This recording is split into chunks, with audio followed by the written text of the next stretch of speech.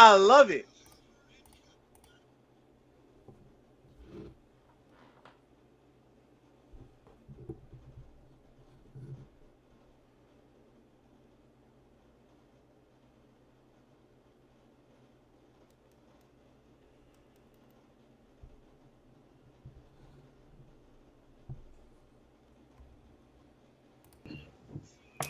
What is up, dawg? What up, KK? What's up, man? Well, you listening to the Fair Weather Podcast, your boy 2K Suave. Join with the Phillies. You join with Sammy. You join with A-Rod. Missing a member today. Got to take care of the kiddos. But damn, how about them damn Phillies now? How about them damn Phillies right now? A-Rod, you can't jinx me today. I won't. My bad on the other day. I had a boo-boo there. Hey, man. It's all right, man. What up, Sammy? Not much, man. Not much. I had a nice vacation in Arizona. Visited some high school buddies, and yeah, so ready to get right back into it. I wanted to give first, obviously, an apology for last week's episode. We had some sound issues, but Aaron and I cleared it up, so we sound a lot more fresh, lot better. So, yeah, that's about it. Microphone Checka. So anyway, anyway, what we got going on today, boss? yeah, we got obviously. Bro, we just hit another home run. That's what we got going on. We got the Phillies game Nick going on in the background. Castellanos just hit a home run. Brandon March just hit a home run. It's 10-2. We gotta play. We gotta play-by-play on the Phillies game. This guy, man, this guy. I'm going crazy right now, man. It's been a good time for me. You know, we're about to talk about the craziest, wackiest things we've seen in sports, right? I gotta say, as a sports fan, this fall, it's been a very good fall. I mean, US7 has been hit or miss, but the Phillies, a couple nights ago, you know, it was pretty shitty. But outside of that, the Phillies, the Eagles, the Michigan Wolverines, you know, it's been beautiful for me. But let's talk about the craziest, wackiest things we've seen over the last week. And Sammy, I would like to start this one off because this is something that's been like stuck on my brain since Saturday night. The University of Miami Hurricanes. What the hell were they thinking? Y'all saw what happened there? Yeah. What the hell Just kneel it. were they thinking? Just Mario kneel it. Cristobal, like, you know, I saw people say, "Oh, he should get fired," blah blah blah blah. Like, y'all, you can't fire somebody something that stupid. I get it, but boy, how stupid do you have to be to not kneel the ball and just go get the victory? I think they were like 19-point favorites over Georgia Tech. They let Georgia Tech go into their crib and beat them on a deep pass, like on a fumble, and then a deep. I don't know, man. That's the craziest, wackiest thing I've seen in the last week. But A-Rod, what you got, man? What you got on your end? I think the craziest, wackiest stat that I've seen is the Rays postseason woes, where they can only score just one run. And even on top of that, we're going to allude to it at the very end. But the AL East, how we, you know, or chirp them up to be this big, bad division with a bunch of winners in there, and the two best teams in that division, year in and year out, aren't in the playoffs. And the three that do get in don't even get a win. They didn't do a good job representing. Yeah. So the AL East, I mean, a bunch of chumps, if you ask me. So that's what I leave it at. Sammy, what you got? The craziest thing that I saw, I don't know if it's crazy, but I just watched this highlight because I was watching the game, and I watched this highlight probably 4 times, and I watched it like in different scenarios, and it was just ridiculous what this man is still continuously doing in La Liga right now. Jude Bellingham. This man, first of all, he scored his first goal, which was an absolute rocket. Then his second goal, he gets the pass, fakes the defender, one-on-one with the keeper, literally right next to the goal. The goalie just, as soon as the goalie moves, he nutmegs the goalie. Like, unreal. I was laughing for probably like 10 minutes, and I like just had the highlight on replay, just watching like, he did it on purpose. Like 100% did it on purpose. It was absolutely ridiculous. I know it's that wacky, but I think it was pretty crazy that he scored that goal, that second goal. It don't got to be crazy. It don't got to be wacky. Crazy is good too. I mean, shit, somebody nutmegging somebody on purpose. At that age, I mean, hey, the goalie, the goalie at that. And take if that. you guys get a chance, whoever watching, please go look at that Jude Bellingham goal. It was absolutely ridiculous. Like, yeah, I don't think you understand. Like, yeah, it was crazy. I watched the game, man. It's crazy because he's a center midfielder too. So for him to be going off like that, it's insane. And where's Holland at? That's what I want to know. What happened to Holland? Yo, there's a what is Just it? What on did they Holland? say? There's a bolo. There's a bolo for Holland. I'm like, yo, be on the lookout because I can't find him. He has like I a can't like a find super low expected goal, or he had like a 0 expected goals against Arsenal the other day, which was absolutely crazy. He was shut down, and that's pretty embarrassing. Yeah. Well, for me, you know, last week I had to watch Galatasaray or whatever that fuck place team club is beat us, and then we were almost about to lose to Brentford. Talk about Manchester United. I was on suicide watch, honestly, man. I was like, man, like, cause like you know, all my teams are doing well, right? And I'm like, look at you know what I said a couple weeks ago about shitty ass Manchester United lately, the way they've been making me feel. I was ready to just go play in traffic. And then, you know, extra time came, and I was like, okay, all right. So, yeah, that was another crazy thing for me. That was actually pretty crazy. McTominay comes in the 90th minute, scores 2 goals back to back. Right. Ridiculous. Yeah, that for me was like, oh my god, I could not breathe. You know what I'm saying? So, shout out to Mr. Scott McTominay. That was dope. That's my crazy whack thing. But what's the rundown there, Sammy? What we got? Yeah, so just a quick rundown college football from, you know, this past weekend, which, you know, we had some things that we touched on last week that pretty much happened. And so I wanted to give us credit, even though people can't really hear the audio. And then obviously just get down on NFL Week 6. I mean, a lot of stuff to really break down with NFL Week 6. Obviously, you guys are on a high, and then I'm and Vic, of course, he's not here. We're on an absolute low, and that's been a big conversation point. So I'd love to get, you know, I'm sure people want to hear my opinions on it, and then obviously what you guys think. You know, the Patriots. Obviously, I'm sure you guys want the Patriots to play in traffic, but I mean, you know, they're at a crossroads. So, and then obviously the Lamar Jackson situation with the Ravens, and then obviously we'll do the key matchups. A-Rod, who won last week, by the way? Me and Vic tied. We all didn't do so hot. Vic and I both got 2 right, and you both got 1 right. We were on the ones that we all picked the same line on. We were all wrong on those. So Houston, Baltimore, and Tennessee failed us all. So. I just gotta say, you know, my cowboy shit worked. My cowboy trickery worked. So thank you. Yeah. Thank you. Shout out to the 49ers and shout out to George Kittle. F Dallas for real. Yeah, and then we'll finish it off. We didn't really get to publish our NBA discussion, so we can kind of put that on the table as well. We'll set the table for, you know, a little bit of the trades that happened last week that we didn't really, you know, publish for that. And then of course season starts next week, right? Yeah, I think so. We had obviously some preseason stuff going on. Yeah, we got preview. Hey, Kristaps looking good, by the way.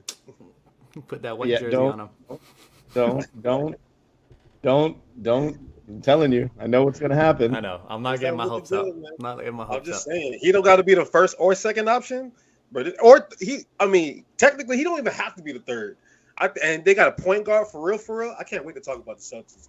You know me, like I'm gonna keep it real. I'm you know, I love my team, but I'm gonna keep it real about basketball. I don't care who it is. I'm gonna keep it real. I'm excited for the season for real.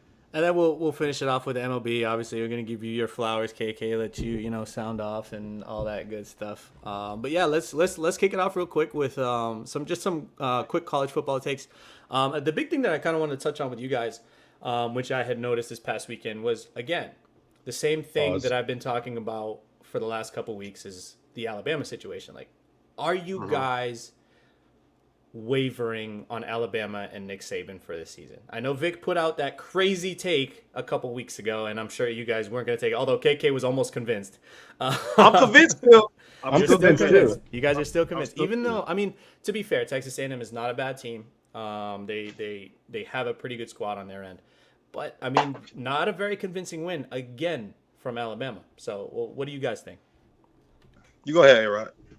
I think for Alabama, it's a different way that they're approaching the game right now. I think it's trying to find out what fits the scheme that Alabama wants to run. Obviously, we saw the quarterback shuffle they did in the first few games, and now they're doing it with more offensive players and defensive guys too. So I think we're just used to seeing them go out there and beat everybody 40-20. or like 40-3, Yeah. things like that. So we're spoiled by that, but we also got Georgia that kind of goes out and does that too. So I think the mold for Alabama was taken by a lot of schools, and when it struck lightning and they got it, Alabama sat back and was like, okay, they're copying us. Let's take another route. Let's go into the other book that we got and let's put something else together where we kind of play possum throughout the year, but we're still a powerhouse school. We're still respected. There's a reason at least 10 guys from our school go in the first round every year. Amen. Man. So I'm not afraid of it. I mean, yeah, it's a little bit concerning when you beat USF 17 to 6 or whatever it was. That's a little weird to me, but other than that, I think Alabama knows what they're doing. Nick Saban, I don't think he's gone senile yet until I start hearing him say some crazy off the rocker, get off my lawn type shit. Then I'll believe Alabama's done. But until then, On his Dabo shit.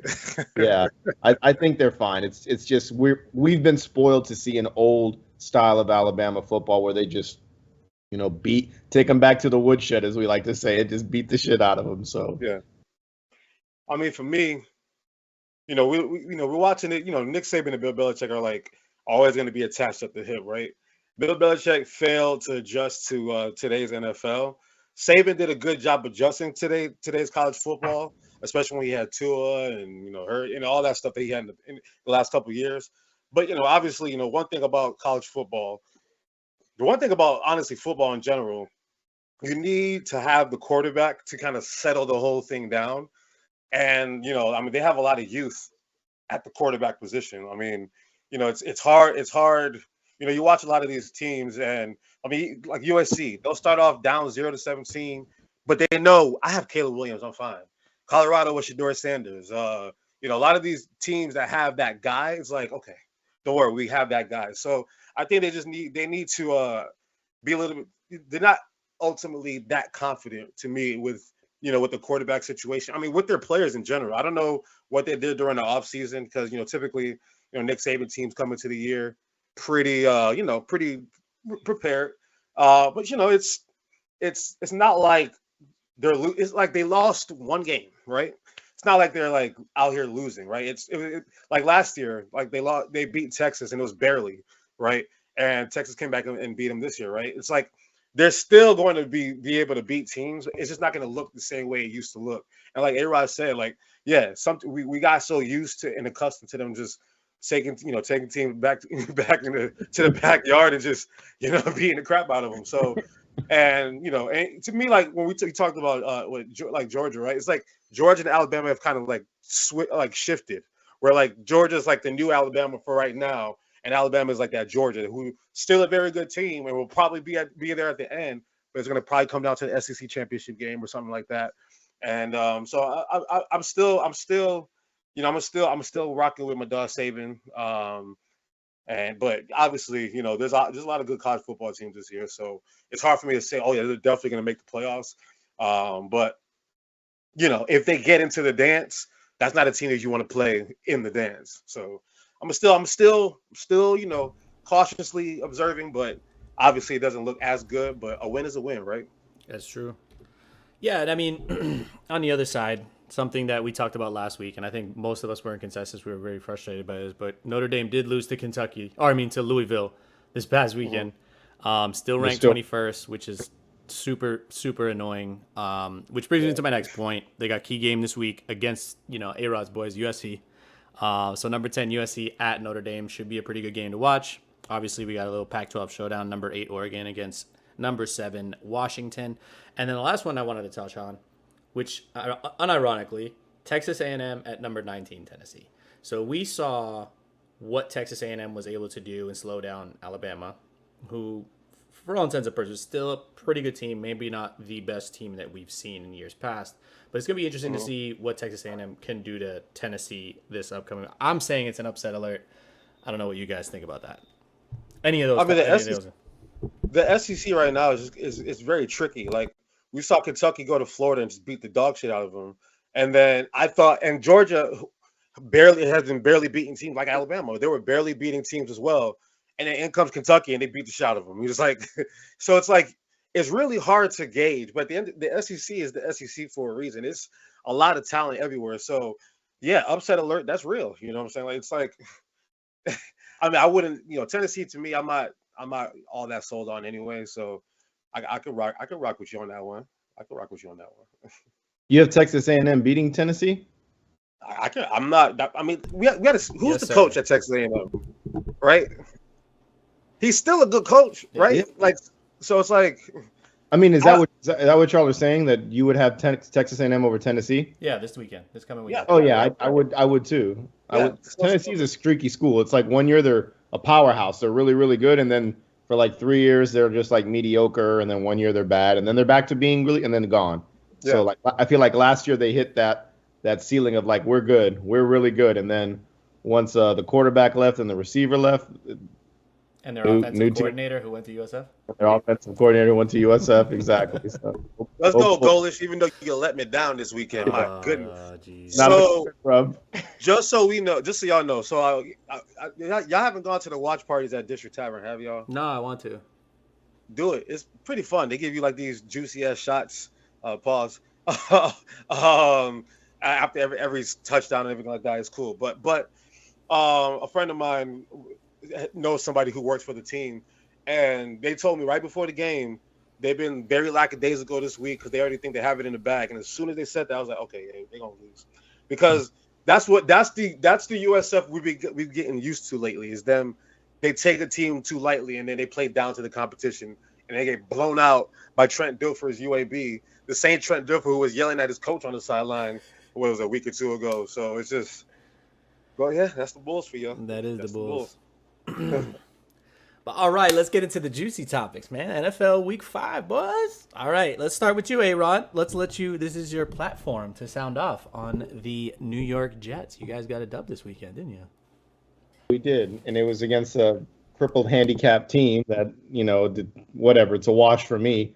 However, it is my second Super Bowl because I was looking forward to this game because of the offseason with Sean Payton saying Nathaniel Hackett's the worst coach in NFL history and bad-mouthing that. And it's what I was alluding to before the Aaron Rodgers injury, of what I saw with this team, is that they will run through a wall for Saleh. They will run through a wall for Hackett. They were all in sync and all ready to win until something catastrophic like losing Aaron Rodgers happened. Mm-hmm. But as Saleh's been preaching since he's been there, all gas, no brake, and that's what they did. Just when they got out of the game, they get right back in it. Breece Hall looked great. Zach Wilson was good, serviceable to me. The pick Almost at the end had serviceable. Yeah. Just serviceable. Yeah, man, because he fucks up. Show my dog some love, man. No, KK, stop, okay? I've dealt with bullshit my entire life, okay? And I would have given him a great grade in that game if it wasn't for that pick he threw at the end that almost lost him the game. I almost shit my pants. I was like, well, here we go. This is what happens. This is what I'm used to. But they found a way to win it, and I'm happy for them for that. Stick it to Sean Payton. I was always a big Sean Payton fan, and for him to just like say that shit, I thought that was very immature, very like, you've been out the league for 2 years and you just don't know how to act type shit. I think that's the reason why, because he's been out the league. You get into that broadcast mode where you're on. You have to talk bad about teams. That's. I mean, look at Sexy Rexy. When he goes on air, he don't give a fuck. He don't give a flying shit. Like he will tell you. But he ain't tell you how it is in New York. He ain't give a fuck in New York either. But it's you can see it's a lot. It got more like, all right, I don't give a shit about none of y'all for real. And Sean Payton finally was free. You gotta understand, Sean Payton has been coaching for a while, and he went through the little Bounty Gate thing, had a little break there, but like he was stressed. You saw how much weight he gained or lost, whatever it was. Like he just looked different. So yeah, I think that's all it was, man. Like he was out of the media, but shout out to Nathaniel Hackett. But come on, show my dog Zachy Wilson some love, man. It's okay. He's still a kid, man. KK, shut up. Okay, you're just using tactics because I got to play you next week, and you're gonna get the dog shit beat out of us. So I'm waiting for that. Which we'll touch on. Don't get with it. We're gonna touch on that. All right, KK, what's been going on up there on Eagles Mountain? I gotta admit, first of all, like you had said, you guys may not win pretty, but you still get the dub, right? And honestly, I thought this was a good mixture game for you guys, where you controlled the game pretty much the whole time. I mean, the Rams kept it close, pretty good team now, but you guys shut them out in the second half, which I thought was it just goes to show you like the adjustments you guys make, and it's pretty impressive. I'm not gonna pat your back too much, so I'll let you sound off now. First and foremost, I'd like to Mr. Jalen Hurts right here. This man right here, he's an icon. He sleeps with that, guys. He's whoa. Slow your roll, brother. Slow your roll. Nah, man, that dude, man, that team. You talk about running through a wall for somebody, right? They run through a wall for Jalen Hurts. And like in the first half, remember I Sammy, you laughed at it. I put the post on my story. We getting cooked. Cooper Kupp was just Cooper Kupp and Puka Nuka Muka. Man, it was we was getting cooked. Don't forget Tutu, bro. You got Tutu in there too. And Tutu, yeah, we was getting cooked. And then, bro, I don't know what Sean Desai did in the locker room during halftime, but these boys came out, and I mean, it was if you're not a fan of either of those teams, it was kind of boring because I was just sitting on my couch like, yeah, they ain't scoring on us no more. Like once something clicked for us, right? And and like I said, we're not winning pretty. I don't care. Like, at the end of the day, I know that we are able to control the ball whenever we want to. And here is like the biggest drive for me. The end of the first half, the Rams just score. There's 32 seconds left on the clock. 32 seconds. Now, certain coaches will probably kneel the ball in that situation. Like, all right, let's go into halftime and see what happens. Shout out to the Phillies. They just put the Braves away, by the way. Shout out to Bryce Harper. Hold up real quick. My bad. A little off topic. Yeah. All right, cool. So end of the first half, 32 seconds left, and we drive down the field. We get to the 1 yard line, and what happened? The tush push, the brotherly shove, the whole shit that the whole league is crying about, but can't do it to the effect that we can. We ran that play so much in this game, and there was nothing the Rams could do about it. And that's the identity of this team. We are going to beat the shit out of you on the offensive line and the defensive line. We won the Super Bowl back in 2018 against your Patriots, but that whole year was all about the O-line and the D-line. This year, O-line and D. Look at Jalen Carter. He's like he's already him, and he doesn't even like. His breath still smells like Similac. That's what Stephen A. would say. He's still a baby, and he don't even know how good he's gonna be. So I'm not stressed. We got the Jets this week, and that's a good test. Defensively, y'all have a great defense. Yes. So that's a good test for us to see, how we're gonna do against that, and then, hopefully we maul y'all on the offensive and defensive line. But yeah, I mean, it's fun. It's fun up here at the top of the mountain. Us in San Francisco. We're waiting for somebody to test us for real. But I'm happy about where we're at because at the end of the day, 5-0 is 5-0. So I can't be mad at that. So, no, you cannot, sir. You cannot be mad at that. So I'm not gonna get too much into it just because I wanted to have kind of a blame game to Skylar. I really like that segment that we did last time with the blame game. So Patriots are obviously one of the teams that I put it on there. So I'm not real quick, Sammy. Yeah. Do you need a therapist? Because ask A-Rod, I will be your therapist if that's what you need. Because obviously, y'all have been like whenever your football team's in the news for all the wrong reasons, it's not fun. So, how are you feeling just emotionally right now? Can I be honest? I'm extremely indifferent, and maybe that's bad, right? Like maybe that's bad. Yeah. Maybe I'm suppressing the emotions. But I literally so I'm in Arizona, right? And obviously the time difference, it was beautiful. I could watch the games like during the daytime. It was awesome. I put it on, I'll admit, I watched just the first quarter because I knew that's all I needed to watch. And then I saw the highlights later, and I'm sitting there every 20 minutes, I'm looking at my phone. 21-0, 24-0, 31-0, 34-0. And I just laughed, right? That's all I could do at this point because it's not like I'm surprised, right? Like this is a game the Patriots should have won if they're that team, right? Like if they have a team, which they don't. They don't have an identity. The guys, I'm pretty sure Mac Jones lost the locker room. I don't think the guys trust him. You can see it in the body language of the receivers. Why are they going to put their bodies on the line for somebody that they don't really trust, right? The other side of the coin is I look at Jacoby Myers scoring a touchdown the other day, like the first touchdown of the game, and I'm just like, so you take and then here's the thing too. So I see a lot of Patriots fans now saying there's no excuse for Mac Jones because Tom Brady did it with less. First of all, Tom Brady is a legend. Like, that's a legendary talent. My like bad. that's the exception. I said that before too. My bad. That's the exception, not the rule. Number two, the second part of it is Tom Brady always had his boy. No matter what the roster construction was around, there was always at least one or two guys that were always consistently there, right? It started with Troy Brown. Then it went to Wes Welker. Then it went to Julian Edelman, right? Randy Moss mixed in there. Well, I just mean, like, regardless of the other weapons, there was always that one, like, reliable guy to move the chains. Gronk. Exactly, right. Gronk as well. But there's always that guy that he could rely on to move the chains that could kind of suppress defenses and be like, oh, snap, like, now we have to adjust. And then another guy will be open, right?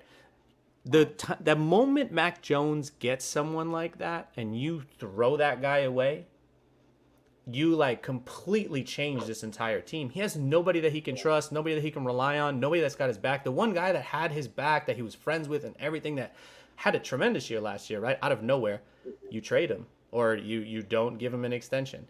So anyway, that's my point on that with the whole Tom Brady, Mac Jones thing. I'm not saying Mac Jones is Tom Brady, nor am I saying he isn't. I'm just saying if you can't compare apples and oranges overall. But that's my take on it. I mean, the injuries on defense didn't help anything this weekend. We got no pass rush. Defense just didn't look as good as it used to, or as it did before the injuries. I mean, but I don't think it was an excuse. I think we still should have won the game, or at least scored some point, made it a closer game than it actually was. But I was happy, honestly. I was so happy. I even said it. I'm sitting with my friends. I'm like, I hope we get blown out. I want to get blown out. I want to get blown out for the rest of the season. Pause. Like, I want this team. This team to just be absolutely demolished. I think there needs to be a change. But anyway, we'll get to that in the next segment. Somebody, the blade. You sound like A-Rod like a couple years ago.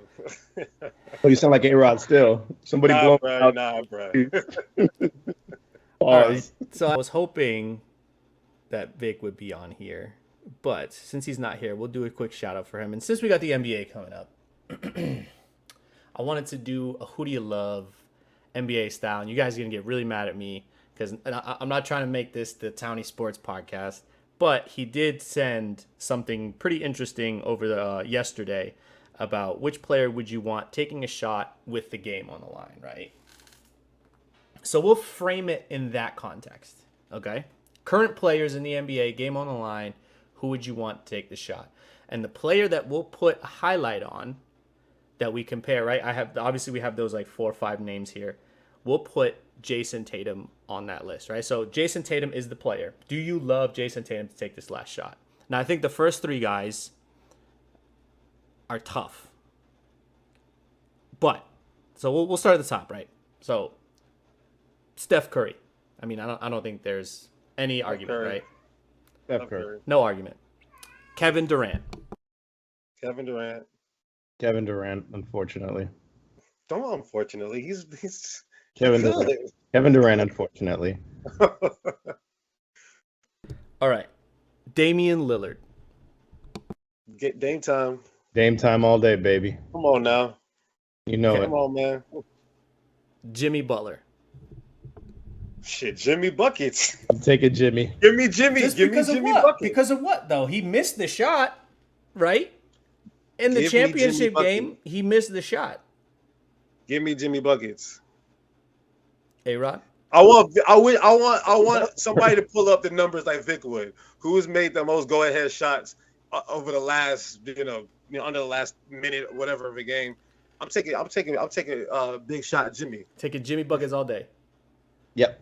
I haven't seen Tatum. I mean, I've seen Tatum do it a couple times, but like, that's what I mean. Come on. Never significant enough. It's never been significant enough to be like, oh my God, Jason Tatum. Like Jason Tatum has had dominant games, but I haven't really I don't have that. You remember Damian Lillard waving goodbye to Paul George, the walk off against the Rockets. You remember those? Of course, things. But that's the body of work too. Now, Nikola Jokic. This is just taking the last shot, right? Yeah. Yeah, Jimmy Buckets. Okay, Nikola Jokic. Oof, taking the shot or have the ball in their hand? Because taking the shot. Taking the shot. All right, because Jokic will make the right play, but I'll rather have Tatum take the shot. But if Jokic has the ball in his hand, somebody's going to be wide open, and he's going to fit. I seen Jokic in the corner of one of the three, and throw the ball We're talking about last shot. We're talking about last shot. I know. It was a last shot. It was a sidearm pass. It looked like Patrick Mahomes across the court to, I forgot, I think it was maybe Jamal or somebody, and made the game-winning shot. I've seen it. So I seen it. I would like the ball in Jokic's hands, but I'd rather Tatum take the shot. I think I agree with 100% what KK said. Okay, so you're sitting him around that 4 range. So that makes sense, like 5, maybe top 5. Now, I think these next two are tough, right? Luka Doncic or Jason Tatum taking the last shot. Luka, come on, man. We've seen Luka do it in the playoffs a few times. Taking Luka. Luka's shooting percentage is god-awful. I can't believe you guys are picking him. Kyrie Irving. I've seen Luka do it against the Clippers. I've seen Luka do it against the Clippers a few times, actually. Give me Luka. Kyrie, I've seen Kyrie do it in Game 7 of the NBA Finals. Give me Kyrie. I need to see the moment, and I know A-Rod's not going to pick Kyrie. No, I'm going to pick Kyrie too. I'm with Kyrie because my argument for Tatum is just he doesn't scare me yet. He doesn't have that factor that's I'm going to close out the game. I'm the guy to do that. It goes to Jaylen Brown, and he slips and falls when he goes left every time. That's what happens. And Marcus Smart too. I've seen Marcus Smart hit some game winners. I've seen I'm taking give me We still got a long way to go with Tatum, and Tatum is up there, right? But he hasn't done that yet. You know what I mean? How you have all those ratings in 2K. It's like a 98 scoring, a 85 dunk. Tatum's got all that, but I feel like the last second shot number right there, it's just I don't. Is his clutch too low? I mean, I don't know. He definitely did it. That one run that he did. That year where he beat the Nets and then he beat the Bucks and all of that, but Tatum has had clutch fourth quarters. Yeah, we talk about the last shot. Yeah, Brooklyn. You know how much I love LeBron James. LeBron James has had clutch dominant fourth quarters, but a lot of times, I want the ball in his hand because I want him to make the right play. I don't necessarily need him to take the last shot. Jason Tatum, I haven't really seen him, do it. It's to that level. I just seen him take over games in the fourth quarter. I've seen that. But we're talking about 5, 4, 3, 2, 1, right? Kobe would never. But that's what the game is modeled after. Him and Devin Booker are trying to be on that kind of that Kobe art, where they model. It's a beautiful. Their games are beautiful to watch. Obviously. How about this, Sammy? Devin Booker or Jason Tatum? Last shot. Be objective. Jason Tatum. I think A-Rod? I'll take Jason Tatum there. Man, remember Devin Booker in the bubble when he was laying on the ground? And then after that, he just became soft as fucking Charmin tissue after that. Exactly. Right?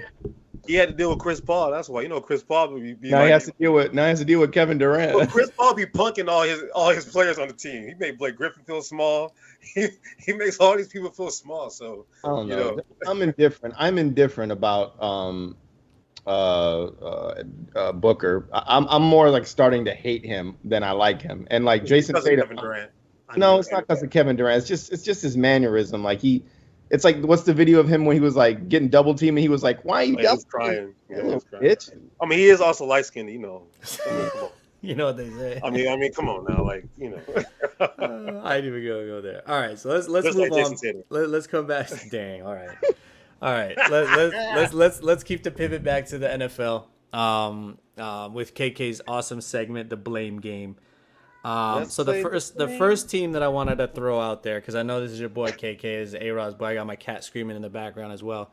But Lamar Jackson and the Baltimore Ravens.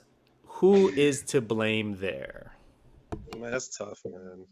How many drop passes did they have in that game? In that I mean, as much as they try to help out Lamar Jackson, they don't. It's like the team does not.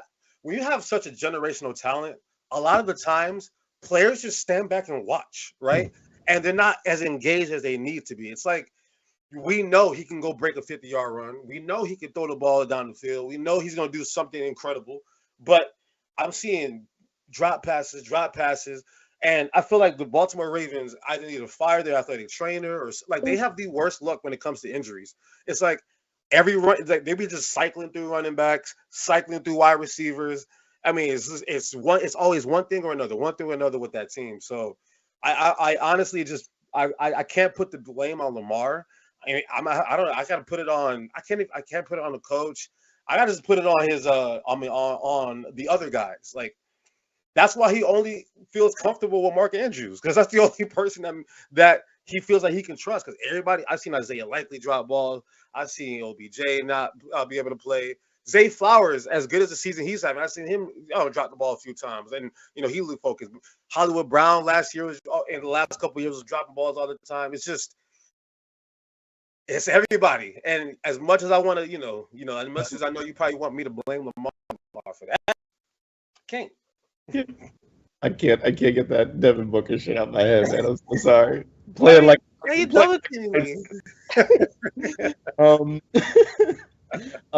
agree with KK. I think if you're an offensive player and you land in Baltimore, it means like your career's in jeopardy, or you're just part of the cogwheel, and we're gonna plug and play here. Yeah.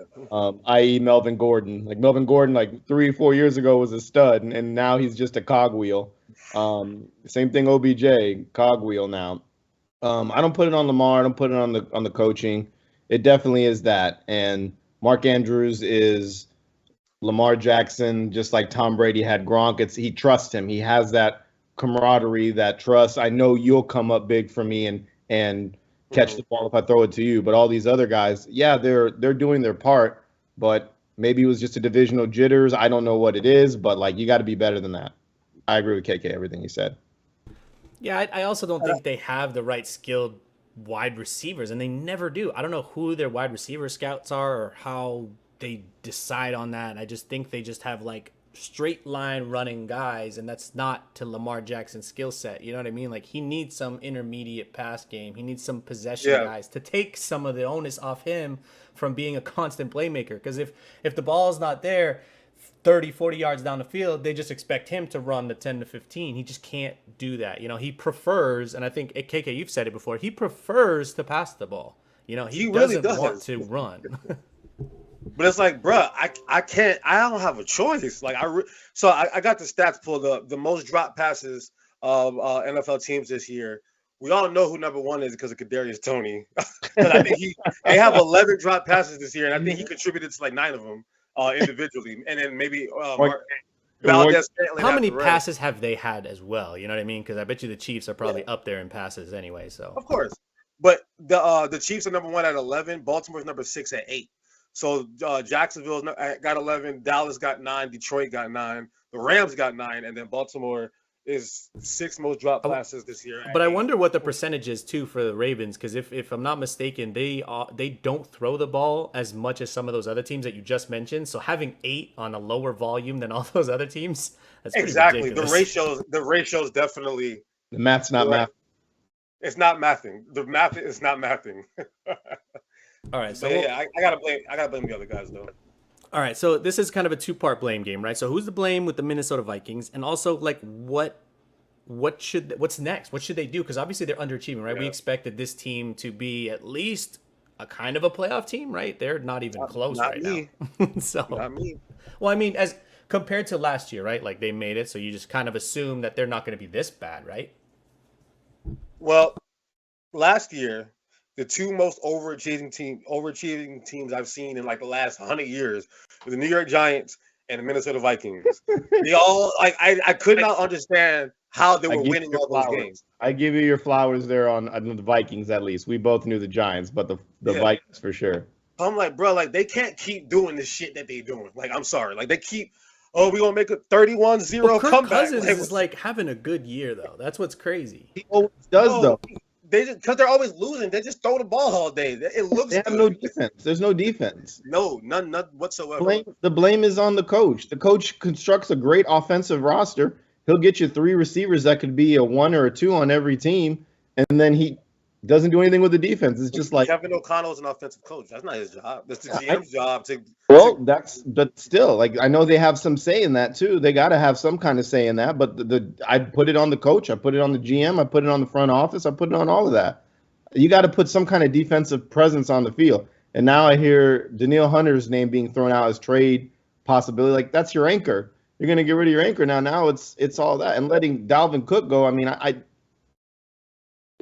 you're an offensive team. Still hard to defend. It's still hard to defend that move. And you know, with the Vikings, like I said, last year they overachieved, and somehow, the funny thing was that they had to play the Giants in the first round of the playoffs. That was the funny thing. Like one of them teams had to lose, right? But I think now with Justin Jefferson being hurt, kind of moving forward, it's like they got to be in sell mode. That's why Danielle Hunter's name has to come up. Oh yeah, because, most of first of all, they're going to be super exposed now without Jefferson, even extra. Oh my God, KJ Osborne, TJ Hawkinson, and Jordan Addison. I mean, Addison. We were just talking about you have that guy, Kirk Cousins. His guy was Stephon Diggs, and then now it's Justin Jefferson. Like you have that guy. Now it's like, man, I hope Hawkinson can get me out of this situation because Jordan Addison and him are pretty nice too. Him and Jordan Addison. KJ Osborne can play now. Yeah, Osborne can play. We're gonna see. But at the end of the day, when the rubber needs to meet the road, it's 4th and 19 against the Bills last year. Who did he throw the ball to? Justin Jefferson. If it's 4th and 19 now, who the hell is he gonna throw the ball to? He don't know who to trust. Like he knows Jefferson go up there and get it. Jordan Addison was on the team last year, and he's not a light skin, so I got trusted. Long story short, the blame game for them is to me the front office, and they need to be selling moving forward because, Detroit, I was wrong. I had I said Green Bay was going to win that division. Detroit, man, it's finally come together. Like it's finally we're seeing like the results of Dan Campbell. A-Rod's been on this Dan Campbell train since training camp when he showed up the first time, and it's there. Like. And the same thing with David Montgomery. He was on his David Montgomery train, and it's working. Like that's why people fantasy football play. People, oh my God, Jahmyr Gibbs, like stop crying. It's working. It's working. So, and they just got Jameson Williams back. Now we got to see what happens with Amara, but even without Amara, they're still putting up 42 points. It's like the team is good. So obviously, we know Minnesota is not going to be better than Detroit. Green Bay. For all their woes, I know Monday Night Football didn't look that pretty. It was a boring game as well. But Green Bay is better than Minnesota. Chicago, after what it did to Washington last week, without Justin Jefferson, Chicago's better than Minnesota right now. Honestly, like let's be honest. Like, what does Minnesota have that scares you now without Justin Jefferson on the field? And they look like the New England Patriots. No. Y'all, man, y'all. Oof. I pray for y'all, man, for real. No, we don't need any prayers, man. We just need action. I sit there and I'm like, I can't, because like I used to be on that Bill Belichick shit. Like, Bill Belichick, yeah, he's 65% of the reason, and Tom Brady 35. This shit going on right now, Tom Brady is like 90% of the 6 rings, and Bill Belichick is like 10. It's a little bit of both. It's a little bit of both still, and my point with the blame game is Robert Kraft. I think he needs to pull the strings off of Bill Belichick. He needs to stay as a coach and only a coach because, as you guys see, this team lacks any talent whatsoever. Therapy session. Not to mention, I got my cat screaming again. Not to mention that Dante Scarnecchia is not gone. They have no offensive line. And it's just throwing a haystacks, right, A-Rod? Like these bunch of wide receivers are absolute haystacks. Nobody can get open. I saw a stat the other day that said the Patriots are like last in separation. Their wide receivers are like last in separation. They've been like that. It's unbelievable. They've been like that the last couple of years. It's unbelievable. Well, I mean, at least we had Myers before, right? Now we don't even have that. Yeah. And so My thing is, I still think he's really effective at constructing a defense, and having a good scheme. I think this scheme is fine. It's just number one, it's the lack of talent. Number two, it's the nepotism of the coaching staff that I think is just really destroying everything. And it really needs to come down to Robert Kraft to say, listen, like, we're losing too many games at this point. Like, you need someone else to take over the offensive talent duties. I'm going to let you guys take it away while I take care of this cat real quick. I mean, I agree with you 100% on that. I think Robert Kraft, Bill Belichick is doing way too much than he should be doing. I think he's got to step back, worry about running the team. Like you said, he puts together a good defense year in and year out. Mm-hmm. But I feel like good organizations, the head coach and the GM work together. Work with the GM, get the guys that you're thinking in the locker room if it's something that can happen. But don't go out and just get especially the draft. Bill does the craziest things in the draft, and we allude to that every year. Like, if there's supreme talent right there that fits the mold, why are you going to go get this offensive lineman from North Dakota Central State and get him? Oh, straight. How's he doing, Sammy? Doing well. He's just not healthy. Can't predict health. I'm in agreement there because the offense, it's. We saw Ramondre Stevenson do so good last year, and what a big step he's taken this year. It's not his backwards. Fault. Backwards. So I'm not saying it's his fault. I'm saying the way the offense has been constructed, it's not set up for success. It looks like the Jets. We're gonna get these good, like one or two good players and throw them out there, but we're not gonna have an O-line. We're not going to have a quarterback that anybody trusts. It doesn't smell right over there to me in New England right now, and that's not like the type of culture that you guys have there. We're also bottom 4 in spending. Like, that's nuts. You don't win games by being the cheapest organization. Y'all are 28th in offensive spending, I think, and then 11th on defensive spending, which we've seen. Why is Bill Belichick regarded as one of the greatest coaches of all time? Because since he had Lawrence Taylor with the Giants, it's been a 30-year dominance when it comes to defensive mindset. It's 2023, baby. Mike McDaniel is putting up historic numbers right now. We got quarterbacks throwing 50 passes a game. We got all these schemes and Madden and shit going on the field. And we got Bill Belichick still thinking it's 1986. And that's not going to work in today's NFL. As much as he wants, look, we saw it with Greg Popovich, right? After Tim Duncan left, it's been downhill since, right? But he's, they stuck with him, and now he got himself a Wembanyama. We're gonna see. But at the end of the day, coaches don't want to leave the teams worse than how they found it. That's the last thing Bill Belichick wants to do, and that's the last thing Popovich wanted to do. So I don't think they're gonna just can him like that, but yes, they need to relieve him of some of his duties because it's like Jerry Jones, right, with the Cowboys. Jerry Jones has too much power on everything that happened on that team, and that's why the Cowboys haven't done shit in 30 years. And we're at that stage with Bill Belichick where he has more power than he can mentally deal with right now. You talk about the nepotism. We talk about just the archaic mindset that he has. And then also, he's always recycling offensive coordinators, the same ones, the same coaching staff he's had for the last 20 years. It's the same faces. It's like, bro, when are you going to get out of your shell and spread your wings and try something different? And I'm not even mad at the Bill O'Brien signing. Like, sometimes I see some of the things, like, you look at the first game to now, like, I see what Bill O'Brien's trying to do, but I feel like he's with the team he has, he's just like, what else can I do with this? Like, you know what I'm saying? Listen, I watched Doug Peterson when we had Carson Wentz, and then Carson Wentz got hurt, and then Nick Foles took over. Within a couple of weeks, Nick Foles was running out RPO perfectly. Like, that's what happens when you have an offensive coach that knows how to coach the quarterback. And, even when Tom Brady was there that last year, we could see it was starting to go downhill. Even that year they lost to the Titans. His last year, the last year he was with the Patriots, you can kind of see the infrastructure starting to break a little bit. And since then, it's just been a lot of this, let's try Cam Newton. And then let's try Mac Jones. Cam Newton and Mac Jones and Tom Brady are the most 3 different quarterbacks we could possibly, think. So it's like they don't really have an identity. his identity is I'm going to coach defense, but hopefully I have an offensive coordinator who can bail me out, or I have a quarterback like Tom Brady who can bail me out. I'm gonna let my defense do its thing, but hopefully I got so and so to bail me out, and so is not there. So is not there. So what if the Patriots get the first pick overall? Does Bill trade it? What are the odds, right? Like, what are the odds? It's probably I'm gonna rock with Mac Jones. But the problem with the Patriots, they're like a purgatory type of team because they're never gonna be bad enough to get that kind of a pick. Hey man, we're on our way right now, baby. Let's go. I don't know, man. He gonna find a way to squeeze out. Look, Carolina ain't winning no games anytime soon.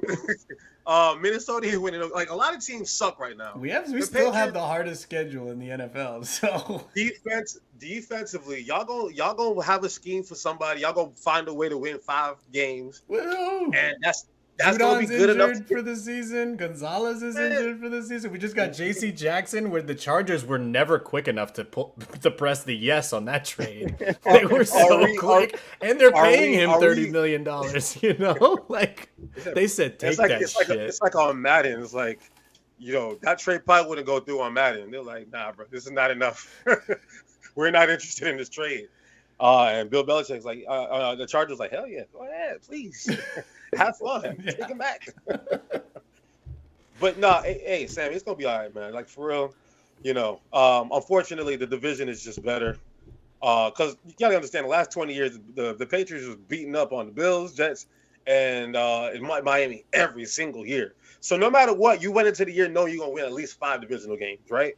It ain't like that no more. Nope, not anymore. The young minds are taking over that division right now. You know, the Josh Allen, you know, the futuristic quarterback, the futuristic offense of the Miami. That list I just showed y'all with the most drops, Miami has 1 drop this whole season. 1 drop. Like their offense is clicking on another kind of level. And then the Jets, they're literally an Aaron Rodgers away from being back in the playoffs. So it's like, yeah, everybody's passing y'all by right now. But, you know, I think if y'all just kind of relinquish some of them duties from old boy, you know, it can start looking clean again, but not this year. Whoever that Pittsburgh Steelers scout is, I want him. Like, I want him in New England. Get us some damn receivers, man. Are you kidding me? But anyway. Bruh, they find them damn receivers over there in Pittsburgh. God, it's a factory, bro. They find them receivers. Take A-Rod's statement. They're a wide receiver factory, bro. All right. A-Rod, give us the numbers again from last week about how the score was. So KK's still winning, right? He's got 3 weeks now, right? He's up big. If we take a win for me and a win for Vic, KK's got 2 wins. I got a win. Vic's got 2 wins. You've got 0. So well, that's why I'm the MC. So Sammy, bro, how you got 0? I'm the Patriots right now, bro. Don't worry. I'll find a way to win. That's just ranking the weeks. So yeah. All right. Yeah. All right. So I picked some games this week. This week is a doozy, guys. It's terrible. Like, it's not very good. But I picked some games that had some pretty close matchups to make it a little bit more difficult. So the first game is the Baltimore Ravens at the Titans. I believe this is a London game again, right? This is a 9:30 game. Yep. 9:30 in the morning. 9:30. So the Ravens are favored by 4. The over/under is 41. KK, who you got? So watching the Titans this year is confusing, man. I think I said this shit last week. And I do not understand the Titans. And, you know, it's so easy to say, you know, we were talking about Lamar earlier, like they should win the game, right? But luckily it's not a home game for neither one of them. Like, so both of them got to travel overseas. So I'll still, you know, I'm gonna still stick with Lamar because that's in my nature to do. But those are 2 teams that are very hard to kind of analyze right now. But I'm gonna stick with the Ravens though. But definitely taking that under 41. Yeah, I'm taking that under. No, he's taking that 9:30 game, traveling overseas. Smashing that under. Could be smart. That could be smart. Hey, Rob, who you got? I'm sticking with Baltimore too, but I agree with what KK said. These are 2 question mark teams that we don't know what they're doing. Like, coming into the season, Baltimore was supposed to be this fixed team, and we got receivers now, and just that was my Super Bowl pick. Yeah.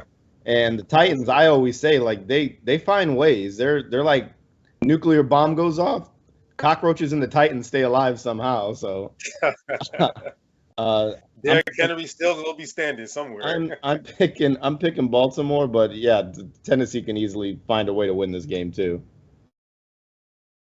I am taking the Sammy, Titans here. I am are you taking. taking the Titans? All right, talk about it as if Vic was here from a gambling standpoint. So it's Ravens -4. So Yeah. like, what So would you do? okay. So 89% of the cash is going to. Wow. So 89% of the cash and 76% of the tickets are going to the Tennessee +4. So everybody is taking the spread in Tennessee's favor. So everybody thinks it's going to be a closer game. Yeah, However, I agree. oh wow. So for the money line, this is crazy. Yeah. 99% of the cash is going to Tennessee for the money line, while 57% of the tickets are going to Baltimore, meaning that big money is going to Tennessee. All right, so take for that what you will. I believe I read that right. Vic's probably going to correct me, but I believe I read that right. So that is what we got for that, and that is the reason why I'm taking the Titans. Huh? Is he in the chat at least? He can just say No, something. no, he's not in the chat. He probably has to watch stuff with his kids and stuff like that. Listen, you know man, what I mean? he gotta watch some kiddos, man. Like, listen, man, it's not an easy job, man. Yeah, he's got 2 of them too. You know, he probably got all his TVs occupied. A cat is one thing. He's probably Me playing and Call of Sammy Duty, both honestly. know. Yeah, bro. Probably is. Be where I can see you. Right? That's how you be a father. Be where I can see you. Next game, let's go. All right, next game we got the New Orleans Saints at the Houston Texans. So surprisingly, the Saints are 1.5-point favorites. The over/under is 42.5. So usually I start with Vic, but I'll start with you, A-Rod. Who you got? What? I'm going New Orleans because it's kind of like a home game for them too in a way because New Orleans ain't that far from Houston, so there's going to be a lot of Saints fans there. Yeah, I don't know. I'm starting to digress on the whole QB for Houston now a little bit. He looks good, but Why? What happened? I don't know. I just don't see it in him. I don't know. Bro, you flip flop for real. Also, I drank the Kool-Aid a little bit, but I'm starting to digress a little bit. I like drinking the Kool-Aid. As much as I'm still drinking the Kool-Aid, though, I'm picking the Saints too, though. Like I mean, look, it's so easy. They just beat the Patriots, 34-0. It's so easy to have a down week after that, right? Like you feeling so high and mighty. Yo, we just beat the shit out of Bill Belichick. Right. So that's a high school team. That is a stop. That is a concern that they're gonna take the Texans too lightly. But I will rock with the Saints on this one as well. All right, so we have a little bit of a split here. So if we're just speaking money line, it's just usually what we do on the show. 62% of the cash is going Houston's way, while 56% of the tickets are going New Orleans' way. So obviously you got a little bit more tickets going to New Orleans, but you have more of the cash going to Houston. So for that reason, I'm going to trust the big wigs. I'm going to go Houston Texans here. I like what Sammy's doing here. Finding wins. Next game. Hey. I got to try, man. I'm trying to get this dub. You know what I mean? I got to get this dub, man. I got to get this dub. I'm trying everything possible. Yeah, just if you're a betting man and Sammy loses all these games again, just don't listen to Sammy's betting schemes. That's all we can say. I apologize in advance.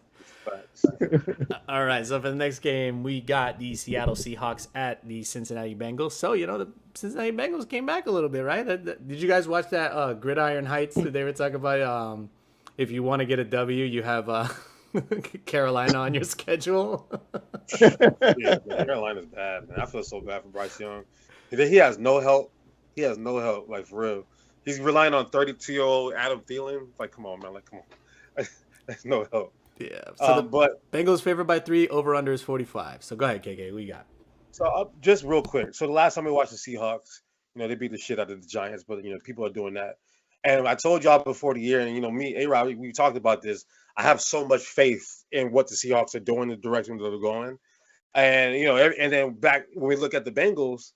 Joe, like everyone's so like, oh no, Joe, like you, I think one of you, who is it? You, A-Rod? Like I'm not seeing it with Joe Burrow. I'm like, dog, he's hurt. Now look at him. He healthy. He healthy, and who they play? The Texans, right? Am I right? It was the They beat Cardinals. the dog Sorry, shit. it was the The Cardinals. Cardinals. You're right. Yeah, they beat the dog shit out of them. Jamar Chase is happy again. You're like, what you need as a quarterback, you need the receiver to get mad. AJ Brown got mad. Jalen Hurts has defeated You him. need a receiver. You need a diva receiver on your team. And Stephon Diggs got mad at Josh Allen. Josh Allen been feeding him all year. AJ Brown been fed all year. Now look at Jamar. He getting fed. So They fat. They Pause. fat. yeah. Pause. Hey, Whoa. listen. Anyway, I'm gonna rock with the Bengals on this one because Joe Burrow is feeling better and better and better. And they start off seasons slow sometimes, but when they pick it up, they be going on 10-game winning streaks and be like, oh shit, we were talking all that mess about them in September. Now look at them in November, December. So I'm gonna rock with the Bengals on that one. So Joe Burrow, baby. So I forgot to allude to my craziest, wackiest story on this one. Jamal Adams is out again. That man, I feel bad for that man. I feel so bad for him. I'm not gonna lie. He's one of my favorite players, but it's been 4 years since I've seen him, so I can't say he's one of my favorite players anymore. He getting locked out of every gym right now. I wish the best for him, man. KK, you and I are in sync on this. Seattle is completely healthy outside of Jamal Adams. I like the trajectory they're going. Cincinnati, I'm still. It was a good game. It felt like a tune-up game against the team that they beat for me, and it was the Cardinals. My bad. It wasn't the Panthers. It was the Cardinals. So they were talking about if you need a win, you play the Cardinals, you get a win. Yeah, it's a tune-up game. I'm still seeing that with Joe Burrow, but like I alluded to in like 2 episodes ago, they started out this slow last year, and they picked it up eventually. So I'm going to give my edge to Cincinnati because it's at home. That's the only reason, but I think it'll be a good game. I actually like this game a lot. That's a game that I'll have on the side for real. Yeah, that's good. That's gonna be definitely a good game. Oh wow, we got a little bit of a split here, huh? So for the money line, you got 51% of the cash going to Cincinnati, while 60% of the tickets are going Seattle's way. Oh wow. I mean, from watching the Seahawks this year, and big shout out to Pete Carroll, like for real.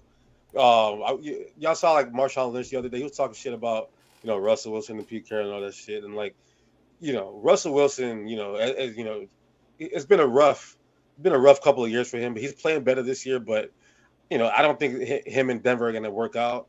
But what Pete Carroll has done with that Seahawks team, them having a chance to beat the Bengals and all these teams, should not be surprising anymore because it's like Geno, they rallied around Geno, and that defense is starting to look like not Legion of Boom yet, but that's the infrastructure. Like they have a good defense and a quarterback that is going to play the system. It won't be surprising to me to see the Seahawks win. So Sammy, I'm taking the Seahawks. Would you? I figured you would because I think that's why I'm basically explaining that pick for you on your behalf. But they also are on a 3-game. They're on a 3-game win streak too, so they're coming in with a ton of momentum. They remember Devon Witherspoon, like that when they drafted him, it was like, oh man, I don't know, I don't know if he was the best corner available, but look at him, he had that 92-yard pick 6 against the Giants. Like I don't know, man. The Seahawks are a solid team, but I'm picking the Bengals. I know A-Rod picking the Bengals, but I can definitely see why the Seahawks would be a team that a lot of the money. It's a close one, yeah. Yeah, for All sure. right, so for the next one we got. Who'd you pick, Sammy? One. The Seahawks. He picked the Seahawks. Yeah. The Detroit Lions coming to Tampa for a game against the Buccaneers. So you got the Lions favored by 3 in Tampa. That's crazy. The over/under. So that means even Vegas doesn't believe in what the Bucs are doing. That's disrespectful. So the over/under is 43.5. So A-Rod, who you got? Man, I'm not going against my boy Dan Campbell. I'm not going against that man. Give me the Lions. I'm sorry. I like the Bucs defense. I really do. I still don't like. Oh wow! Look at you. I do. I like the front. Pause, and the back and the linebackers. But the secondary, I still say throw on them all day, man. They don't scare me. They make bonehead plays. So the Saints couldn't throw on them. And could hit here too. Could be another. And I think Baker Mayfield is going to get exposed again. I feel like we're just waiting for him because he's having those games. He did it last year. He had those games, but then there were times he showed why he's Baker Mayfield. So make me eat crow, but I'm taking my man Dan. I'm all on the Dan train. Pause. Oh, God damn. All right, I'm about to surprise you. I'm going with the Bucks. Oh. Yeah, I'm going with the Bucks. Shout out Pless, There's right? there's something about Baker Mayfield that's like you like as much as you want to hate the guy is as much as you want to love the guy because he's bro. he's somebody you got to rally around, right? Like as much like he's been a walk on a couple of times. You know, he got chased by the police. He's doing the Dougie in his circle. He's doing progressive commercials in the stadium. Like his life is like a is a very interesting life. It's like what Johnny Manziel should have been is what Baker Mayfield has become, and he's taken on that persona of like he's like the new age Ryan Fitzpatrick. And I look at the Bucks and I'm like, I thought the Saints were gonna beat the shit out of the Bucks, and the Bucks beat the shit out of the Saints, right? And we just saw the Saints come back and beat the shit out of the Patriots. So I look at the Bucks and I'm like, you know what? As long as Mike Evans is playing, because I know he's a little hammy up, his hammy's a little, but I think he's gonna be playing. I'm gonna just rock with the Bucks. I'm gonna rock with the Bucks, man. I'm liking what I'm seeing from Baker. I feel like this team is the perfect fit for him. So I'm gonna rock with the Bucks on this one. All right, so for this game, 54% of the cash is going to the Bucks for the money line, while 64% of the tickets are going to Detroit. Usually I like to go with the wigs on this one, the big money ballers. But in this case, I think because there's such a difference in that, and it's only 54%, I'm probably going to go with the Detroit Lions as well. I'm the lone wolf on this one. You are. Ow! You are. I like All it. right. So for the final go, game, Monday Diamond night, Dog. we got the battle of the average good teams. I know you're gonna like that, Katie. The average good teams, they're good, but they're not That's that. the best way to put it. You know what I'm saying? the best They're way to good, but they're not that next level because they just got demolished by the team that's at that next level. So we got the Cowboys at the San Diego Chargers. The Cowboys are the favorite by 2.5. The over/under is 45. And we start obviously with our big Cowboys fan, KK. Listen, man. He's gonna pick him again. So last week, I picked the Cowboys with the intention, knowing that all right, if I'm right, well, at least I was right. If I'm wrong, thank God I was wrong, because let's go 49ers. But this week, after you get your ass beat like that, and you got George Kittle making fun of you, Michael Parsons is probably gonna have 5 sacks in this game. Let's really be honest. He's so pissed off. I'm going and I think they played last Pray game. for Justin Herbert. Jesus Christ. Yeah, I'm praying for Justin Herbert, for real, because the Chargers are not gonna run the football. We all know they're just gonna pass the ball 55 times. You're good for my fantasy team. I got the stack with him and Keenan Allen. I'm gonna take that. No more Mike Will made it. I'm taking that. But come on, man. The Cowboys are the better good average good team to me. So I don't care if the game was is in LA for the Chargers. I bet you I could bet all my money right now there's gonna be more Cowboy fans than the Chargers. There's no home field. It's a Cowboys home game. They They train in California during the offseason. Yeah. Give me the Cowboys. Give me the Cowboys. I think I'm gonna be the lone wolf here on this one. I'm gonna take the Chargers. I'm gonna say they're gonna see why they miss Kellen Moore. So I got that in the bag there. So give me the Chargers. Yikes. All right. Let's take a peek at this. So, A-Rod's onto something. So 60% of the cash are going the Chargers' way, while 53% of the tickets are going to Dallas. I'm gonna join you, A-Rod. Actually, 60%. Yeah, let's do this. I'm gonna join you. I'm take the Chargers. He's the lone wolf again. I'm winning this week, y'all. Listen, they just got bodied by the 49ers. They ain't coming out flat this week. Bro. I'm telling you. I am worried about that. That's true. That's a very good point. They ain't coming out flat. Michael Parsons, believe me. I don't know what his over under for sacks. If it's 0.5, smash that over. Smash the over. He gonna have at least 3-4 sacks. All right. So let me set the table for the MLB Hey Rod, actually, why don't you take it away for the MLB and kind of introduce the topics and stuff like that we got going on? Unless KK wants to start, his little rant on the You Phillies go right ahead, now. A-Rod. You set me up, A-Rod. You set me up. All right, so we had the playing games where Tampa Bay played. Who was it? They played the Rangers. Rangers, and only scored one run in a 3-game series and went out 2-0. Twins played the Blue Jays, and the Blue Jays once again all that firepower just to get out first round.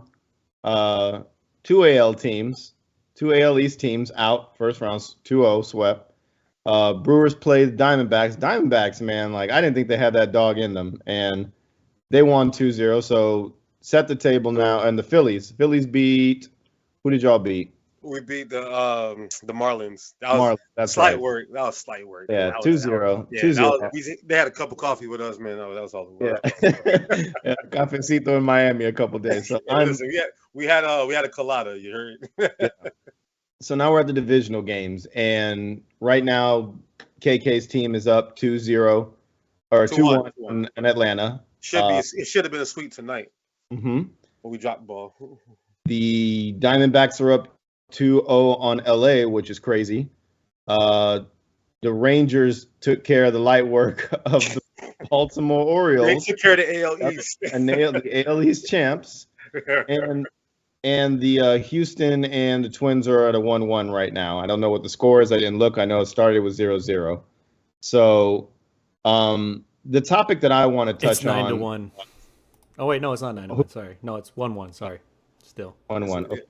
No, it's 3-2 Astros right now. Okay. The topic I want it's a game. The topic I want to touch on is the AL East. How year in and year out we praise this division. It's the hardest, it's the toughest division to play in. But come playoff time, those teams that get there, they don't go far. I mean, the Rays, yeah, they went to the World Series one year, but since then, last 2 years, they've won and out. First round out again this year. And Baltimore, everybody was like, look out for Baltimore. I kept beating the drum saying there's no experience on that team. There's not one piece of experience on that team that's going to be able to get them through this.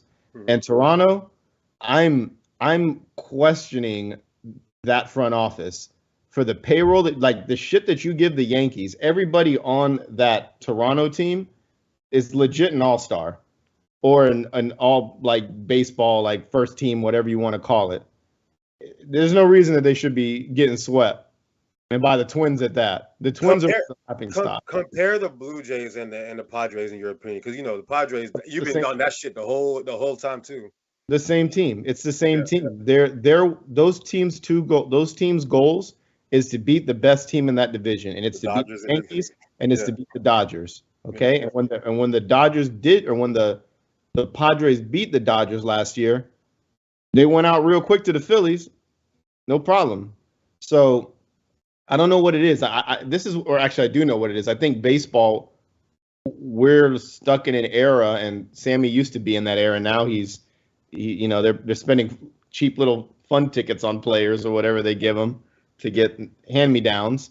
But we used to spend big money. The Yankees, the Red Sox would always spend big money to get these big-name players, and it worked for the most part. It would work, but we also. People don't allude. We always have a good farm team. The Red Sox had a good farm team, and they would bring up players, or they'd get guys that were just misfits on team that they saw, like David Ortiz. We're going to get that guy from the Twins and go win a couple World Series with him. Fucking J.D. Martinez, he's having a great year, and he's underappreciated. Well, we're going to bring him to Boston. They're going to love him here. We've always done that, and I think the Blue Jays have gotten caught up in that. I think the Rays will forever be cheap and never go get a hitter was what they need. In Baltimore, we see they have a great farm, but you didn't get anything else to supplement around it, like another good hitter or something like that. So all I'm alluding to, and you guys can give me your input, is the AL East really that good, or is it just, modeled to beat one team? And well, I have a question for you. So, like, you just gave me 3 different approaches, right? You got the cheap ass Rays that they know how to build in their minor league. And they know how to trade and take advantage of everybody in the MLB. You got the Orioles, who's they sucked for so long, and they kept getting great draft picks and great draft picks, and now the team is there. And then you got the Blue Jays, who spend a lot of money. What approach do you think is best? Because I talk about the Phillies, right? We spent money. We went and got Trey Turner. We went and got Dave Bryce Harper. Dombrowski, baby. We went and got Wheeler. But, So we but you spent got money. the right players. That's the thing. The Toronto Blue Jays just go pay for a name, and they can't pay for him anymore because he's a little too expensive. So they get another big name.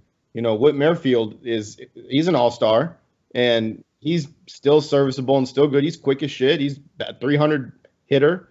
There's a lot of guys they go and get.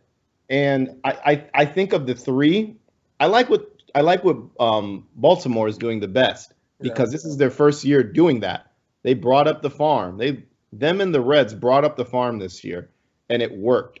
Granted, the Reds didn't go very far, obviously, but it was working. All those guys were playing together, playing in the majors, seeing big time players as opposed to the minor leaguers, and getting exposed to it.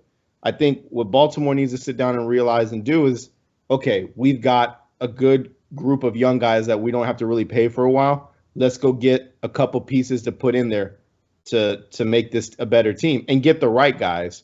Don't go out and get I don't know. I'm just throwing like a stupid name out there, like a Aaron Judge or something like that, a big contract like that you can fill in right field. That it's just a massive contract in that, because I don't think that would gel there. Find the right type of player that would fit that, like Teoscar Hernandez. That'd be a perfect get for them, I think. I think that would be a good get for the Orioles to get, because he's a big bat. I don't think he's that cheap, and he produces. He did it with Toronto. He did it with the Mariners. Mariners almost made the playoffs. So I think that's the kind of guy that you target. But as for the Rays, they got to finally realize one year, we got to get one player. We just got to get that one solid bat, as opposed to all these guys that we're banking on. Yeah, Yandy won the batting title. Congratulations. Yandy also just went home. So what are we really rooting for here? Yeah. And the Blue Jays, they're going to be stuck in that scheme, and it's going to catch up to them, and they're going to just be like, shit, now we got to lose all these players and rebuild again, and we're going to be in the cellar because we have no money now. So I like what Baltimore's doing. Just get the right. Remember what did I say about Baltimore like a month or two ago? I said, like, to me, they're following like a little bit of that Astros kind of model, because the Astros over the last how many years now, they suck, and now it don't matter. Like they find a way to keep getting back. I think Baltimore is going to be the next kind of team that would be able to do that. But Sammy, let me ask you. My only thing with Baltimore too, real quick, is that they rely too much on the bullpen. They're gonna have to start getting some starters. I know there's like teams that like doing that. They got a solid bullpen though. The bullpen, yeah, I'm not taking that away. But you got to get at least an ace. If they would have got Verlander, I would have said they're going to the World Series. Right, okay, if they would have got Verlander, I'd have been like, it's game over now. Yeah. All right, Sammy. Now speak of it, because you're one of the, from an AL East perspective, right? The Red Sox is a team that used to spend a lot more money than they probably spending now, right? So pretty cheap. Which of those approaches do you feel most comfortable with your situation? The way your team is looking right now. Bro, fuck the farm, dude. Like, honestly, like, what are we, the fucking Rays? Like, fuck the farm, dude. But I'm like one of the very few people who thinks that way. But to A-Rod's point, I think there's something to be said about a combination. Like having a good core of players, right? 2-3 guys that come up through your system that end up making it, and then going out, taking your time, building around them, adding those players, adding those pitchers, adding those bats, and then that's when you create that type of dynasty, that cohesion to have that longevity in baseball, right? Because you can have that longevity in baseball because of the contract setups, because players kind of last a little bit longer than maybe other sports. Now, I think one thing that you didn't touch on, A-Rod, with this year in particular, is you look at the AL East also from the perspective of we're beating each other up. Like, we're beating each other up. And the Rays, I think, were one of the highest injured teams. I think you guys were too. I think the Yankees were just as well. I think it was like 1 and 2, right? And I don't even think the Rays had their full squad out there for the game. Not to mention they had some other situation with, he's a pedophile. Yeah. So it was arguably one of the best baseball, who could have been one of the best baseball players. Let's leave that alone. That takes a big toll on them, right? You don't have that player, and maybe he's not being as offensively, but when you have a guy that's that good defensively, it makes a very big difference. A-Rod, you know that too. That's that shortstop. But I think there is a combo, and I'm not seeing it with the Red Sox. I know people are like, oh yeah, but our farm is growing, this and that. I'm like, 4 of the freaking guys that they consider farm players are in the majors already. Like, shut the fuck up. Like, and you're KK, you're reaping the benefits right now. Dave Dabrowski, like, what is he doing? He's throwing a group of just tremendous players, because what is the goal at the end of the day of any franchise? To win championships. Win championships. How, by any means, win championships. If you how's that Philly farm like though? Probably like crap. But I mean, it's not, you know what I mean? Like, who gives a shit? Gone. We all know the Dombrowski effect. Get rid of the farm, get the players. Hey, but I mean, a lot of the players he gives away don't even pan out. You know what I mean? They don't. Like, the first time people were judging him because he got rid of Cameron Maybin. That's the biggest one that I remember off the top of my head. Yeah. Because he was like, everybody's like, oh, this is going to be one of the best baseball players like ever. What did he pan out being? Like, nothing. He went to the Padres. That was the problem. Average. Like, yeah, and then he went to the Pirates. It's just average. We got rid of Vicky Maniac last year, and he did pretty well for the Angels. But I like the return. I'm watching Marsh do get a home run again today. Defensively, he's fantastic. Like, I'm reaping the benefits of us, not settling for the young guy. You know what I mean? So because they're question marks too, right? It's a combination, honestly. You have no idea what these kids are going to be. They're 18, 19 years old. You have no idea what they're going to be. And I'm with you, A-Rod, a lot of times where it's like, give them time, Bill, blah, blah, blah. But it's a business at the end of the day. You have no idea, and you have to make the right decisions. And to be fair, I was one of the very few people, this is going to sound crazy to say, who gave the Yankees a bunch of credit like 5 or 6 years ago when they were doing the combination. When they were getting the the Stantons and bringing Judge up and obviously bringing Gabby Sanchez up and all these other guys, bringing them up while also adding some expensive players around them. Obviously this year is a little bit unfortunate because of the injuries, but which side works? I mean, the Phillies are probably going to prove that spend the fucking money. The Dodgers, another team, right? I mean, to be fair, they do have usually a pretty good farm system, but they spend a shit ton of money too. Like, but they know how to develop. And what that Moniak trade, KK, I would have did the same thing because he wasn't panning. I know he was the first pick overall, but he was not panning out in the minors. He was there for way too long. And when he went to the Angels, young. I mean, Marsh is not old. Do you know what I'm saying? Like, Marsh was a top prospect for the Angels like 3 years ago. Right. Yeah. So it balanced out for me. You get some certainty there, and it's working. And like I said, they're getting a team of guys that all work. And I think that's what you got to do. And they're doing a very great job of it. The Phillies are all white. That's what you had to do. Get an all-white team, and they'll be okay. No Hispanics. Get rid of the guy that I said was the hero last year, Gene Segura. Hey, where's Segura now? Like that. He got cut because he. I don't even know where he's at right now. Didn't he go to the minors? No, he went to the Marlins, and the Marlins axed him. Oh yeah, that's what I mean. He went to the minors, didn't he? He was on the active roster, and he was batting 120, and they got rid of him. Did they? No, but don't they put him to minor first? Like I think that's the. He's probably playing in Korea, with the Guangdong, Tigers. My bad, that's China. My bad, but he's probably playing overseas. Yeah. But nah, I mean, and it's like, as and again, I'm not trying to be a homer, obviously. Of course not. Of course not. You know what I'm saying? We doing big things right now, but like you talk about getting the right players in a lot, like.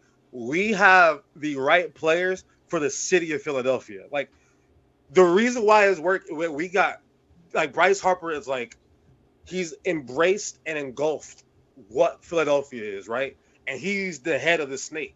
The dude came back quick from his little Tommy John surgery, don't give a shit, and, he switched to first base. I've been seeing him make some beautiful plays at first base. I'm like, dog, this is beautiful. And that's because he's accepted his role. Trey Turner, he was a bad start. For somebody who's getting paid that much money, it was a bad start. We used to boo, boo, boo, boo, and then we finally, we gave him a round of applause, standing ovation. He's been a dog ever since. Castellanos last year, it was a little rough, but he stuck with it. He stuck with it. Never let all this shit get to him. Castellanos is having an amazing postseason right now. So it's like, every team has an identity, and you need to make sure that you bring the right kind of player to fit that identity. So, like, we look at the Rays. The reason why the Rays are good at what they do is because all their players are exactly the same. They're just like forgotten about or overlooked or whatever. Misfit toys. Misfits, and they go win 95 games, make the playoffs. They may not win the World Series, but hey, when you have 19,000 people showing up to your game, I mean, what do you mean? It's not like there's something to embrace there, but like, so yeah, I mean, I just think it's like, and like the Yankees and the Red Sox, like, and the Dodgers, like, those are teams that go out there. I'm gonna go get Aaron Judge. I'm gonna get the big name players. We're gonna pay we're gonna pay the guys that are supposed to be here, and our fans are gonna rally around it. And the health is obviously a thing, but I think just every team has an identity that they have to fill, and as long as you're maximizing what your identity is, then you'll be set up for success. The Astros have maximized what their identity is. That's why they're always in the mix every single year. So, at the end of the day, it really just comes down to just being the best of what your makeup is. Like, you can't try to be like the Yankees can't try to be the Rays. The Red Sox can't try to be the Rays. Like, we tried. It's impossible. It's impossible. Like, that is a horrible game plan. You need to go be who you are and then be the best at who you are. So the Yankees need to be like the Yankees in the 90s and 2000s. Bring up your core and put pieces around it that work. That's what they need to do. And that's what they were doing this year, and I like what they were doing, bringing up farm players to see what, and they're all good. So now build around that. You've got the right pieces there, but just get a better outfielder. I think you guys also have a coaching situation too. Yeah, the coach is a whole nother animal too. Yeah. I've been saying that for like 4 years now. He's got to go because he's not a good manager. But one thing I do want to allude to is like the Rangers sweeping the Rays, like without Max Scherzer, without Jacob deGrom, who went out with Tommy John surgery. Yeah. Like these, I feel like if you want to win championships, go get your Bruce Bochy. He's done it. He shows you how it's done. So this Rangers team, people were trying to write them off and say, oh, they're not that serious. This and that. Yeah, they're the real deal. They've got a pretty complete roster. Jonah Heim grew up over a season and is a producing. And so is Mitch Garver right behind him at catcher. And then all the other guys that they have on the team, of course, Corey Seager, MVP, World Series, Marcus Semien, he's got it. The third baseman, Young, is really good. Like, all those guys are playing well. And then the Diamondbacks. The Diamondbacks are what I'm alluding to of this whole conversation we're having. Mm-hmm. Diamondbacks have been able to bring up their core young stars. I'm so happy for Ketel Marte, bro. I'm so happy for that man. You know who the voice in the locker room is on the team? Remember how KK, we always say you got to have that old head on the team. Yep. Who's the voice of that locker room? Longoria? Evan Longoria is. You got a guy that's been there and done it. So Evan's the one who's chirping in the ear, and you got the young guys all around them, and they're all playing. Gabriel Montero, McCarthy, Corbin, bro. They're amazing, man. And the pitching staff, I was like, this pitching staff sucks, but Zach Gallen, he's a Cy Young away from doing it. And the Dodgers got to be like shitting their pants. Dodgers got to be shitting their pants. So we'll see. Yeah, it's going. I mean, if we had to do like some predictions right now, right? Looking at the lay of the land, like the Rangers, like I would love to see the Astros and the Rangers because who doesn't want to see that? To me, that's going to be beautiful. I would love to see that. That's what the Rangers fans want. Yeah. But it's going to be that's the series. Like, that's the series you want to see out of the AL.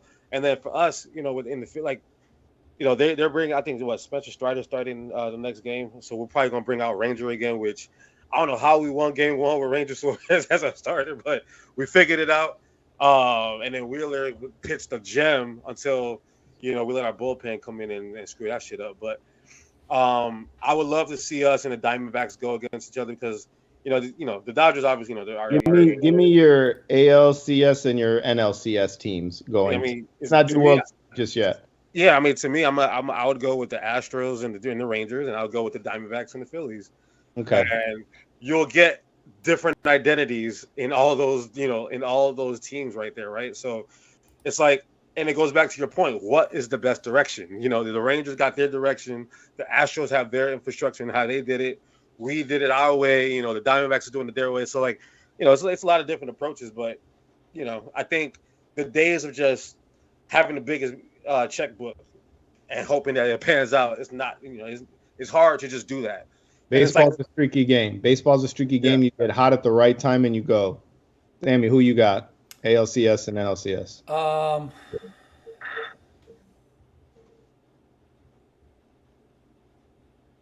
Rangers already won. So, yeah, Astros, Rangers, and then on the other side, I'm probably gonna go Dodgers, Phillies. I still think the Dodgers got it in them. I got it the same way as Sammy does, and I'm gonna give you your flowers, KK, because this is a game of getting hot at the right time. And I could be wrong about the Dodger or the Diamondbacks. They could be getting hot right now. Shout out to Bobby in the chat. They only need one more win. As we're talking right now, they're up 2-0, not in the game but in the series. Yeah, and I mean, it's hard to win 3 in a row because that's what the Dodgers need to do. Yeah. So, but if anybody could do it, it's the Dodgers. They've got all the firepower and everything. But all the firepower they've had over the last decade. What, one World Series win? So it's like all the money that they spend, like we talk about, they go win 109 games, they go do this, they go spend money, one World Series win against the Rays, who should have probably won that series if Blake Snell didn't get pulled from that game, and they didn't go to 160. It's 162 games. That's what people forget. It's 162 games, and injury happens. Yeah. And getting Bryce Harper out of the way in the beginning was perfect for y'all. Yep. And for him to come back and play first base, I wouldn't even make him play I would have made him just be a DH. That's what I thought. I would have put Schwarber's fat ass would have been my first baseman. It makes no sense that he's an outfielder. But Philly is right now getting hot in the right time. And I feel like we've been singing the praises of the Braves all year. And I'm not taking anything away from the Braves. I think they're a good team, but I think Philly's got them in a chokehold right now, and I think Philly's going to beat them. You know what we have? We have like the home field advantage that we have right now is on another level. Like since game 1 of the postseason against the Marlins, and how crazy that crowd was, I was watching. I'm like, bro, I can feel the energy from my couch. That's like a scary feeling where like, bro, like. Imagine being in the pit. Like, I'm watching these pictures, right? Everybody, like, the control is all bad. You can just see the body language is not the same. It's just, I don't know, man. It's beautiful, bro. I can't lie to y'all. Quick shout out to Bobby in the chat. What up, Thanks, Bobby? Bobby Boucher. Talking about how about them Knicks? Get out of here. Get out. Damn Knicks. Hey, but Bobby, tune in. Be sure to tune in next week because we're gonna be doing a bunch of NBA stuff because we got the NBA coming. Got to preview the season next week because the next week is the tip off. Pause. Oh, y'all got issues, tip bro. off. Whoa, that's crazy. Wait, is it not called tip off week? Y'all got issues, bro. It is. Y'all got issues. I want you guys to know this. I want you to know this. Every time I watch like commentators now and the shit they be saying, I'm like, pause. Yes. It's ruining y'all lives right now. Pause. It's ruining y'all lives. That's crazy. I can't have a normal life saying pause every single second, bro. But all right, I think that's all we got for today. I was going to do a little NBA, but no, let's save that for next week because these NFL games are complete trash. So we'll be able to do a ton of NBA next week. So, can't wait. Yeah. So what we got to sign off, man? Oh, we got my final take.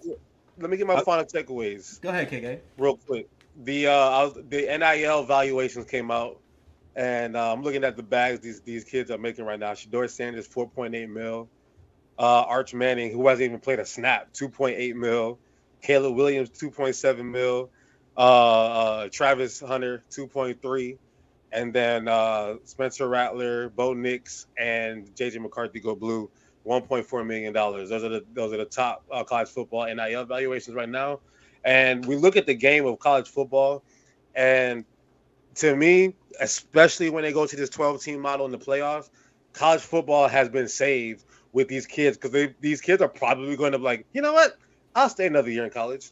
You know what I mean? Like we look at NCAA basketball, and the reason some of the product has kind of dropped a little bit is because one and done. So he's like, you don't have a team that's been there for 2-3 years, right? But now with NIL, Caleb Williams he's doing Wendy's commercials, he's doing all this shit. He can honestly be like, you know what? I'm gonna just stay here in LA for another year, go back to college, enjoy my college life, and go make some bread. Meanwhile, while I'm in college, pulling his hair out. Fuck. But I'm just saying, to me, the NIL is so good for the product of what we're gonna see moving forward in college football. And when we get to this 12-team model, it's going to be so exciting because look at this year. I mean, we have a lot of it's not as top heavy as it used to be. It used to be Alabama and then the field, and then maybe throw in, Georgia or LSU. The games have every been year incredible this year. Yeah, so we're literally seeing it. So to me, I'm happy what I'm seeing with the NIL and everything like that. I was watching the interview earlier from the Pivot from Maurice Claret and his whole situation, and his whole life went all the way downhill because somebody paid his phone bill. Like, can you imagine getting suspended from college football because somebody paid your phone bill? Like, it's maniacal to me. So I'm just happy to see that these young men are getting the bread, and they actually have a decision. Like, you know what, I might just I might just stay in college and enjoy this college, get my degree and everything. So shout out to all these people and Shedeur Sanders. Shout out to Shedeur Sanders. I don't have my watch on right now, but yeah, I want to do that watch celebration. All right. Well, you can find us on X at fair_weather_pod. You can find us on Facebook, Instagram, YouTube. Search the Fairweather Podcast, and where you subscribe and listen to podcasts, you can catch the audio there. KK, you're getting the floor again. You got any words of wisdom? My words of wisdom. Look at my fully loaded AP. You heard me, dog. Yeah. Yeah. You see me. I'm shining. Yeah. That's all I got. Shout out to the Phillies. Sammy, I love you. It's going to be okay. If you need some therapy, I'm here for you. Thank you. A-Rod. Hey, we got a big game this week. We're going to see what happens with the Jets and the Eagles. Oh, show me a gun. Let me know where you want to watch the game at. Let me know where you want to watch the game at. We go back to District Tavern, scene of the crime. We go back to District Tavern. Everybody, if y'all tuning in right now, we appreciate y'all. If y'all listening, we appreciate y'all. The audio is going to be good. The video is going to be good. Fully loaded AP. Peace.